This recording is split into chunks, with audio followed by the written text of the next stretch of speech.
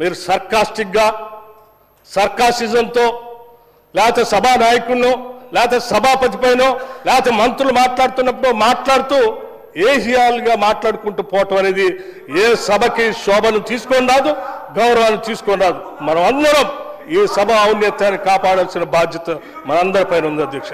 అందుకే మాకు ప్రజాస్వామ్యం పైన సంపూర్ణమైనటువంటి గౌరవం, మర్యాదలు, ఈ ప్రజాస్వామ్యాన్ని కాపాడాలనేటువంటి ఆలోచన కలిగినటువంటి జాతీయ పార్టీగా, రాజకీయ పార్టీగా మేము ఆలోచన చేసి ఒక నిర్ణయం చెప్తున్నాం.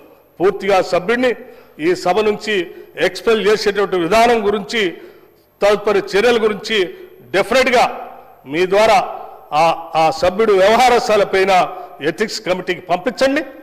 ఎథిక్స్ కమిటీ నిర్ణయం చేసి వాళ్ళు ఏం చెప్తారో ఆ తదుపరి నిర్ణయం తీసుకుందాం. అప్పటి వరకు మాత్రం ఈ సెషన్గా మాత్రం ఈ సభ్యుని సంపూర్ణంగా సభ నుంచి సస్పెండ్ చేసి ఒక గౌరవాన్ని, ఒక సందేశాన్ని, ఒక మెసేజ్ని ప్రజాస్వామ్యాన్ని కాపాడటం కోసం ఒక నిర్ణయం తీసుకోవాల్సిందిగా నేను మీకు విజ్ఞప్తి చేస్తా ఉన్నాను అధ్యక్ష.